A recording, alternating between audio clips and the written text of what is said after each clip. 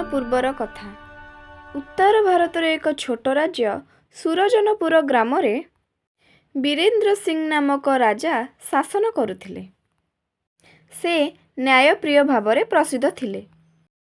सेही राज्य रे गोपाल नामक जणे गरीब कृषक रहुथिला। तांकर केवल अधा बिघा जमी थिला। से दिन राति हाड़ भंगा परिश्रम करुथिले। बहुत परिश्रम मध्य थिले। केबे वर्षा नहेले तांको जमी पूरा सुखी जाउथिला। आउ सबु फसल पूरा नष्ट हो जाउथिला। आउ बिचारा गोपाल दुखरे भांगी पड़ुथिला। गोटे वर्ष वर्षा बहुत विलंबरे हेला। गोपालर धान सब सुखीगला। खाइबाकू किछि मिललानी।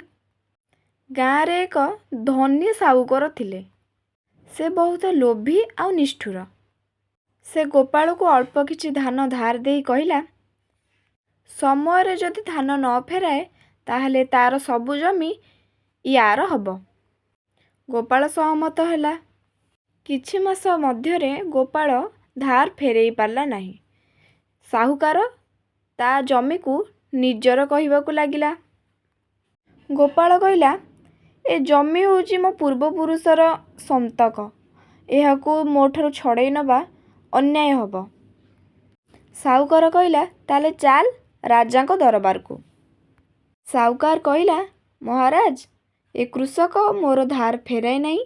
नियम अनुजाई ए जमीटी मोर। गोपाल कहिला, ए जमी बिना मो परिवार बंची पारिबो नाही। राजा परीक्षा नबा पई चिंता कले। किए सत कहूची एवं किए मिछ कहूची।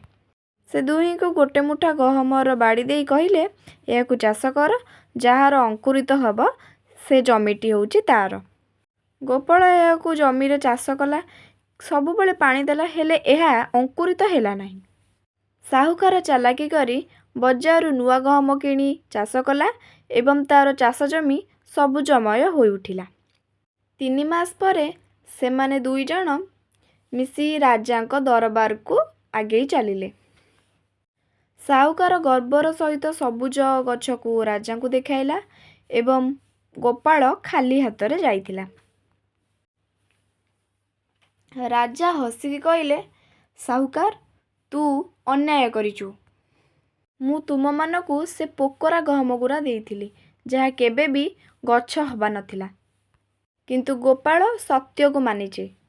राजा गोपाल को ता जमी फेराई देले एवं साहुकार को दंड देले।